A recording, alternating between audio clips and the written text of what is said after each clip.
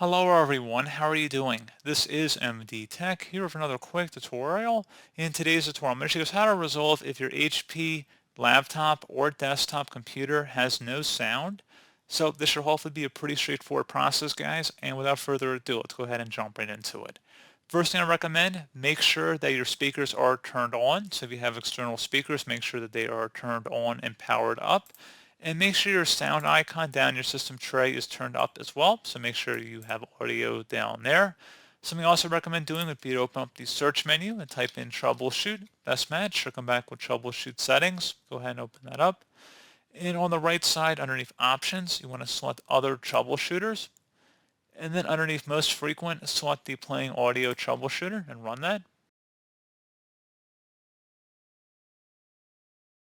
And then you want to go ahead and follow along with any prompts that it suggests here to proceed with. So go ahead and just follow along with any set prompts.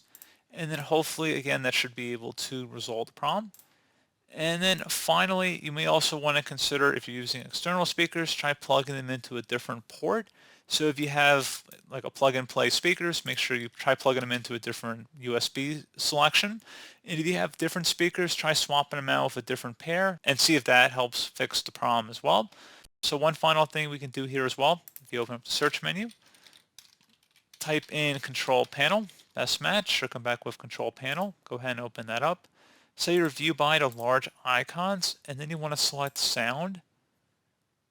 So underneath the playback tab, right click on the speaker device output and select where it says test and see if it is able to hear anything, and select properties, select the advanced tab, and where it says exclusive mode, checkmark where it says allow application to take exclusive control of this device and give exclusive mode applications priority.